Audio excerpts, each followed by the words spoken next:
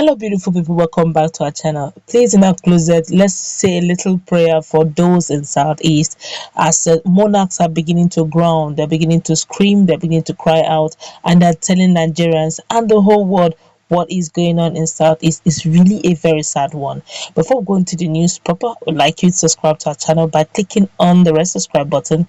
Beside it, you see a bell notification icon. Please go ahead, click on it to get notified as soon as you update our channel on YouTube. Well, you're going to get information, full details, the genesis of what transpired in Abia community, where there's no better way of describing war in its naked form than what has been happening in Ohafia, the political capital of Abia North Senatorial Zone, in the past 1 week. From Ohafia to Ebem, Amapo down to Amago, soldiers from the 14th Brigade of the Nigerian Army Ohafia have been pounding the area with military grim and precision. And the traumatized people, out of the sheer desire to leave, now take refuge inside the bush and other neighboring communities. And the monarchs and residents of the community are lamenting that they have become internally displaced persons, that's IDPs, in their own land. My God, now this is how it all began, the genesis. The Buhaha began on Thursday, the June 10th, 2021, when a number of gunmen were reported to have stormed the popular Ebe Motor Park, shot sporadically in the air, and fled to the Amagu area of the town. Reports say when soldiers in the nearby 14th Brigade of the Nigerian Army got wind of the incident, they went after the hoodlums, and having met with little success in their first outing, they retreated, reinforced, and went back to Amagu community in the early hours of Monday. Well, it was learned that in their second visit, the gunmen engaged the soldiers in a gun battle that lasted several hours. In a crossfire, unconfirmed account had it that 6 soldiers were killed, while one of the gunmen equally lost his life. People turned to refugees. The people of Amagu fled their homes in their droves to take refuge inside the bush and neighboring communities as soldiers descended on them, allegedly harassing and intimidating the natives.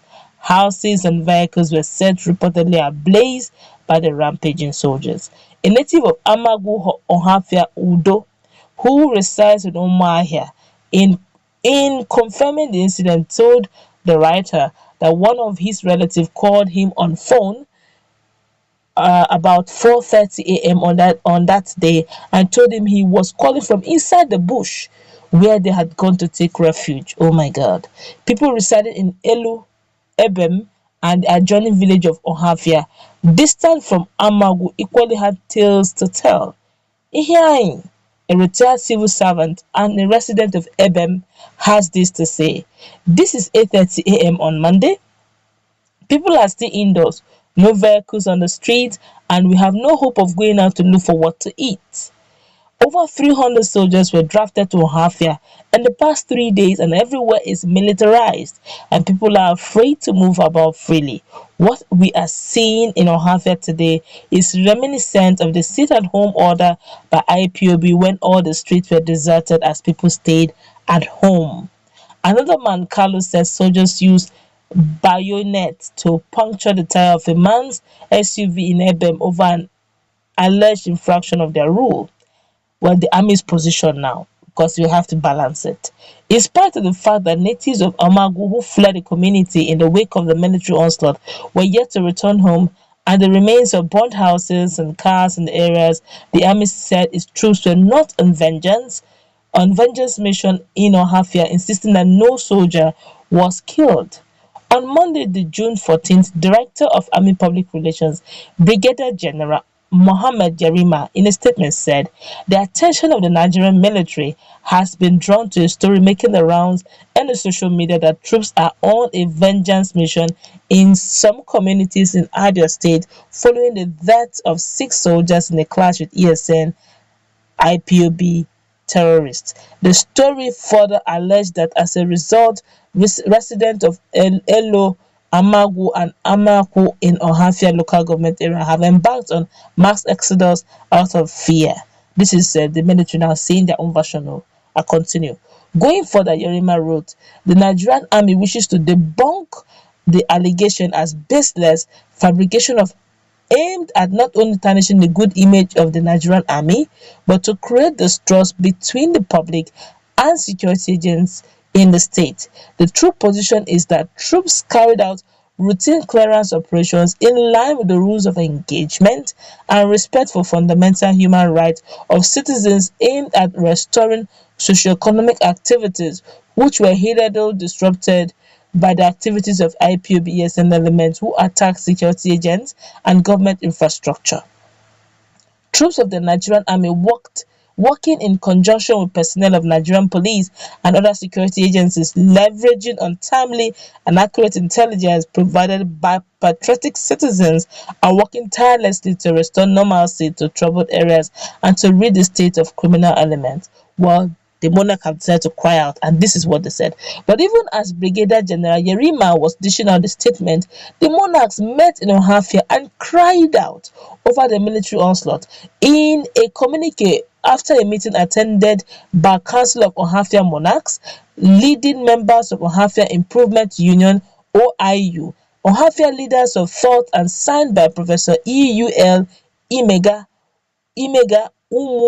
Udumeze Ohafia, that's Eziogwu Elu, Eziogwu Emmanuel Kalu Onugwu, Eziogwu Asaga, Eziogwu Mbaudo Okereke, Eziogwu Akanu, Eziogwu Anwa Nwankwo, Eziogwu Amankwo, and Eziogwu Amacha, Ugwumacha, Eziogwu Amankwo. On behalf of Council of Ohafia Monarchs, they stated that they viewed with utmost concern the insecurity situation in Ohafia, resulting in series of harassment, intimidation of law-abiding citizens of Ohafia by security agencies. The communique reads in part, we wish to state unequivocally that Ndi Ohafia and the residents of Ohafia are law-abiding citizens of Nigeria who deserve protection from Nigerian law enforcement agencies instead of intimidation and harassment.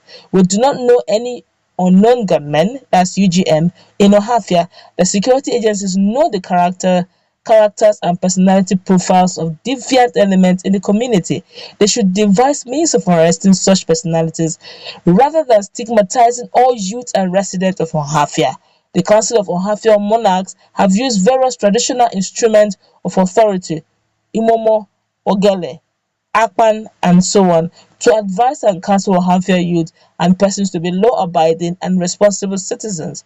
The continuous lockdown of commercial and social activities in the Ohafia community has completely paralyzed economic activities and well-being of Indian Ohafia. The siege at Amagu Ohafia has turned the people of Amagu to internally displaced persons, IDPs, in their land. This situation has created fears and trepidation to other neighboring Ohafia communities. We appreciate the presence, services, and comradeship of the Nigerian Army and other security agencies in Ohafia and hope it will so remain cordial to all concerned. We, however, condemn the continuous harassment and intimidation of well-meaning and law-abiding sons and daughters, residents of Ohafia, and we hereby request the brigade commander to reconsider their strategies and tactics of maintaining peace and harmony in Ohafia and without dehumanizing and intimidating of peace-loving persons in Ohafia land. We ask for a return of economic and social activities in Ohafia. It's quite a long one, but I'll quickly finish this. The Monarchs had a meeting with Brigadier Commander to ensure that those who fled their homes, particularly in Amagu and the lockdown in other communities, was eased. The Council of Ohafia Monarchs on June 15 held a meeting with the Brigadier Commander, 14th Brigade General MB Mwabili, and other senior officers. Speaking on behalf of the Monarchs, Elder Emmanuel Kalu Onugwu, the Eziogwu of Asaga Ohafia, noted that the meeting became necessary as a result of the military siege in Amagu and some other communities of Ohafia. He was of the opinion that as a result of the militarization, economic and social activities of the people suffering huge loss and impacted negatively on the people. Eziogwu Kalu Ikenga urged the 14th brigade commander to reconsider easing lockdown in some parts of Ohafia. Excited at the monarch's approach, Brigadier General Wibili appreciated them for taking proactive steps as custodians of the communities and people, while he made a promise that the military authorities would review their lockdown as requested. Brigadier General Wabili, however, urged the monarchs to ask law-abiding residents that have fled Amagu to return to their community.